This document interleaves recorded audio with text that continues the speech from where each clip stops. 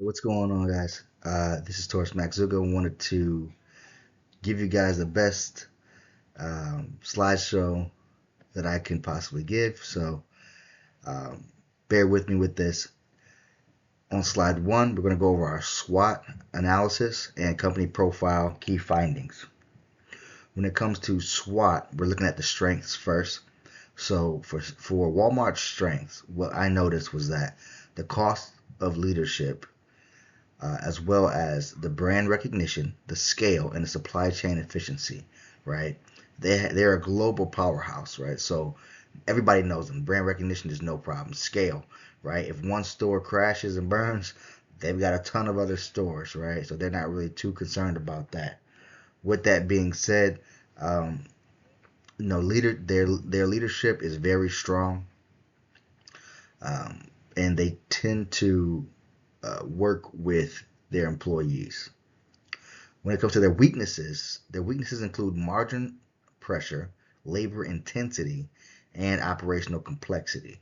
So when you're looking at, um, how complex the operation can be for Walmart, you have to kind of take into consideration, um, that supply chain, right? Because the supply chain efficiency might be strong. However, if it's operationally complex, right? Because you got to move, XYZ from one country to another, or it's not a streamlined process. You might have to go through several processes. Then that becomes a weakness on a different side of the same coin. You're looking at opportunities, the opportunities in omni-channel expansion, the private labels, the automation, and data monetization, right? Everything's moving more liquid, everything's moving more digital. So being able to speed up, streamline, and expand on what they currently have, that will allow Walmart to grow their identity further and cement what they can do for their consumers. Moving from the opportunities into the threats column, uh, when you're looking at threats, you got to consider a lot of things, especially as things become more liquid, more digital. So you got regulations, um, you've got policies, you got rising costs, you got digital native competitors. So people like Amazon, right? It's a huge one. That's probably their number one competitor, right? Amazon. So when you're looking at Amazon, yeah, it's people don't think of Walmart first anymore, and now people think of Amazon first when it comes to what they might be looking for that's niche that they can't find at Walmart first if they want it that same day. We're not going to go back through that, but the mission and vision should evolve toward technology and sustainable value creation. So yes, everything is moving liquid. So Walmart's going to have to come with the times. So we're going to move on to slide two. When we're looking at slide two, the HR gap analysis and future workforce needs, right? So being able to be strong um, as an employer and to attract and to retain their current workforce, that's going to be huge considering that their workforce, you know, is is not just working for a company, but they're working for an identity, right? It's not just about automations and this and that. No, that's what separates them from an Amazon, right? So when you're looking at attracting and maintaining employees and talent, you have to take into consideration how can we keep these talents, right? You're looking at tuition assistance. You're looking at internal mobility, so being able to move up through the or up the chain, up the ladder, right? We have to look at future needs, including digital literacy, AI, operations, and supply chain expertise, right? When you're looking at how Walmart is established, they have been number one for a very long time. And, Sam Walton is a genius, right? I mean, when you really look at the fundamentals, He is a genius. He was not afraid to try new things. However, what are we doing today? That's what Walmart has to say. What are we doing today? And not 50 years ago. What do our consumers need today? Not 50 years ago. That is what Walmart has to shift towards. Moving on to their soft skills, right? Being able to adapt, teamwork, and communication are critical. And just on a real point here, when I shop at Walmart personally, the one thing that really teased me off a little bit is that not every register is open. I'm like, yo, there's 3 registers that are closed. What are we doing? We need to get these 3 here, okay? I want all 12 lanes open, okay? We all can't do self checkout, and we all don't want to be honest with you. All right, so Walmart needs to get that together. All right, just flat out, we're going slide. Okay, slide 3. We're looking at financial health and audit insights, right? Um, when you're looking at Walmart, extremely strong financially. I mean, global footprint, the whole nine, right? Strong revenue base, stable cash flows, and long-term sustainability. Okay, that is Walmart, all right? They're not playing no games, right? When you're looking at the cost to control achieved through scale with defensive pricing strategy, right? So they're kind of on the defense a little bit when it comes to costs. Um, you know, unless they can manufacture their own stuff, I guess that would be like the next step for a company like Walmart. Uh, Moving on to their strategic priorities, including automation, retail media, and private label growth. Um, one thing about this that just came to mind, I think Walmart should work with the general public, right? When you're looking at what people want to do. Yes, people have to work. Yes, people have W-2 income.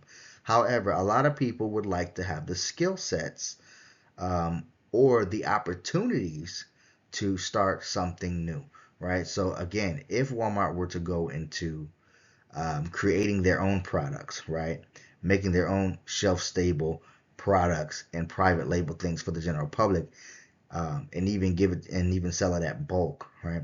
That would be a huge market for them um, beyond. So imagine, like, for example, you want to sell your own lotions, right, or your own hand creams or whatever it is, right? However, you don't want to order them online. You want it that day, right? You want to test it out that day. Instead of having to order from an apothecary online, you can go straight to your Walmart and get it in bulk, okay? And get it with your private label on it, right? Printed. So these are ways where they can kind of become creative in working with the general public. When you're looking at the margin pressure from wages, logistics, and technology investments, yes, Walmart's going to take a hit there. However, I would say, again, if they're willing to be creative, if they're willing to not only buy from outside sources, but they're willing to actually maybe build from within themselves, right? It's like, as a quick analogy, when you're looking at cells of a body, right? When you're looking at tissues like the heart, the tissues of the liver, tissues of different organs, right? Those are nothing more than just cells that built those tissues, which are nothing more than just cells. So if Walmart can create itself from within, can create its value from within, it will stand the test of time. Clean audit results reinforce transparency and stakeholder confidence. Yes, that is true, right? If you're a stakeholder, you want to make sure that the company being audited is audited correctly and you are receiving a copy of the audit, right? You don't want to be having a stake in a company where there could be some muddy waters there, right? You don't want to lose out on your investment. Slide 4.